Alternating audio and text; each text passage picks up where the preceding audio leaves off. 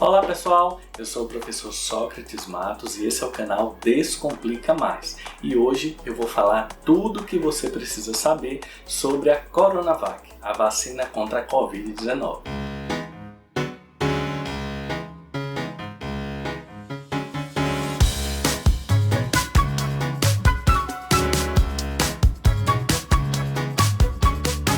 E eu vou te pedir uma coisa, compartilhe esse vídeo com seus grupos de WhatsApp para que todo mundo tenha uma informação de qualidade quando se fala de vacina. A Coronavac é uma vacina produzida em parceria entre a Sinovac Biotech e o Instituto Butantan aqui no Brasil. Mas quem é o Instituto Butantan? Desde 1901 que a gente tem um instituto brasileiro especializado na produção de soros antiofídicos, soros antiescorpiônicos e que produziu a primeira vacina em território brasileiro, que foi a vacina contra a peste bubônica, a chamada vacina antipestosa.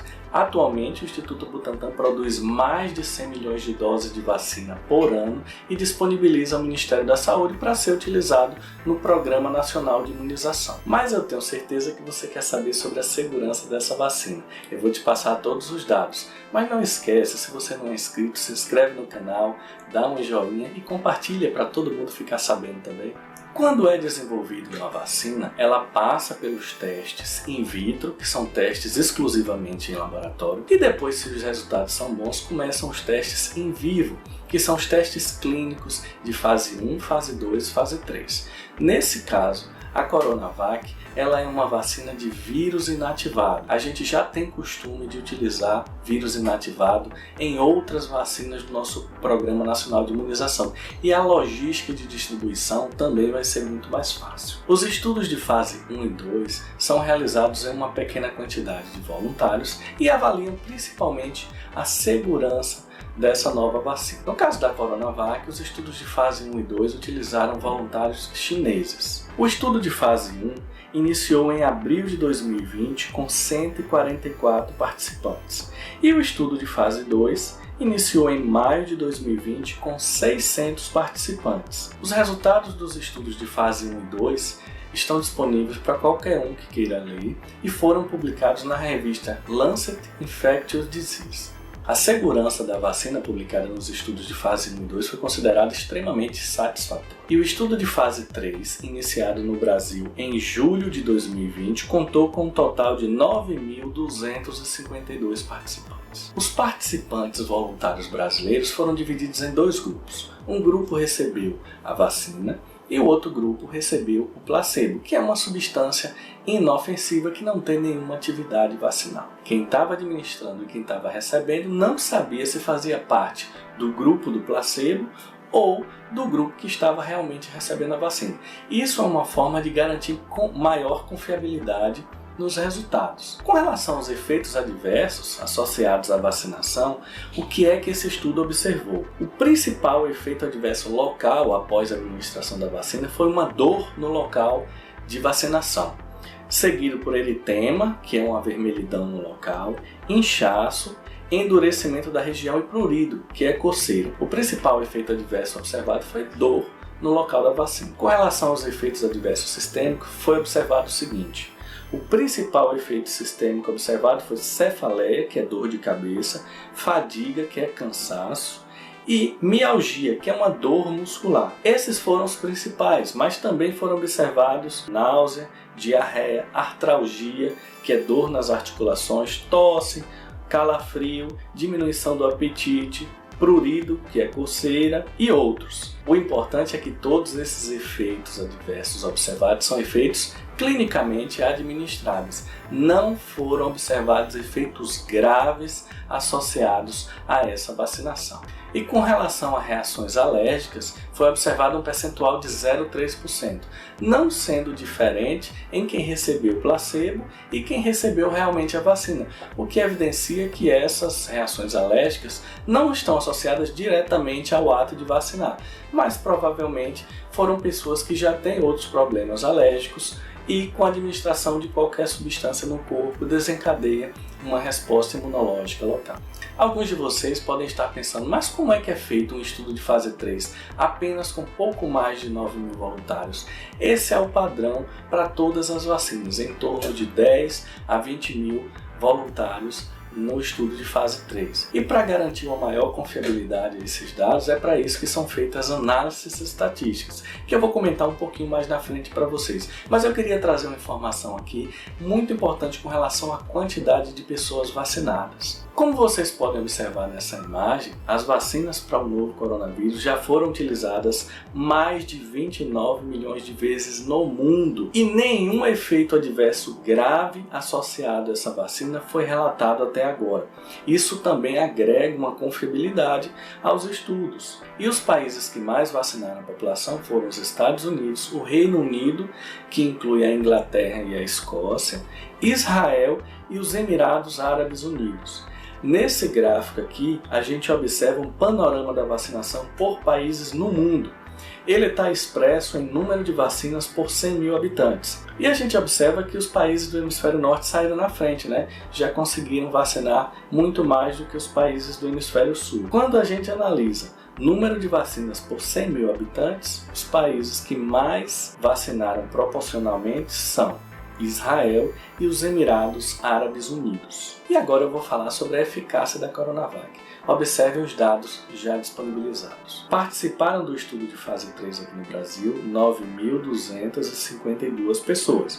A gente observa 4.599 receberam placebo, 4.653 receberam a vacina Coronavac. Das pessoas que receberam a vacina, nenhum caso foi considerado moderado ou grave, que necessitasse de hospitalização. Das pessoas que receberam placebo, nós tivemos 7 casos considerados moderado ou grave, em que as pessoas precisaram de hospitalização.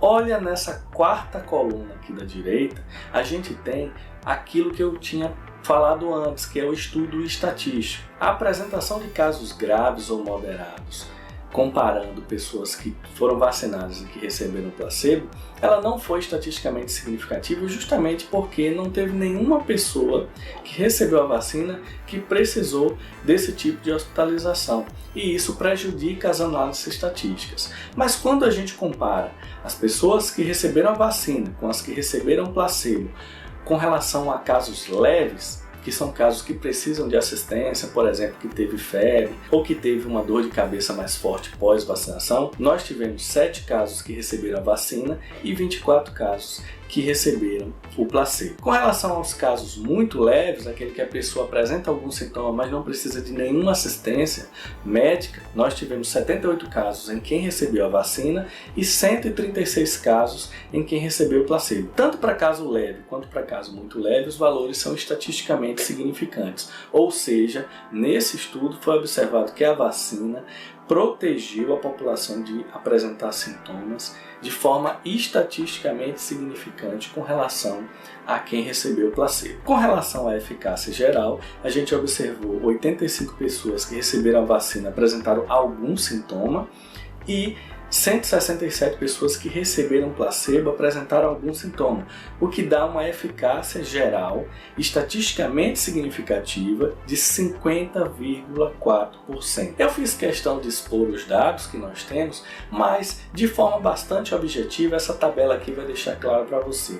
A vacina, no estudo que foi realizado, evitou a hospitalização em 100% dos casos, evitou atendimento médico por algum sintoma moderado em 78% dos casos e evitou a apresentação de qualquer sintoma associado ao coronavírus em 50,4% dos casos. Só para que vocês tenham um parâmetro, a Organização Mundial da Saúde ela recomenda que seja utilizada na população vacinas que tenham pelo menos 50% de eficácia, e isso foi obtido com a Coronavac. As vacinas que a gente usa todo ano para a gripe, elas têm uma eficácia em torno de 50% e 60%. Então, considerando a infecção respiratória, a Coronavac apresentou uma eficácia semelhante a outras vacinas que a gente tem disponíveis para as outras infecções virais. Mas eu quero incluir aqui agora uma crítica. O que vale a gente criticar aqui quando a gente fala de Coronavac é a disponibilização de dados de forma midiática,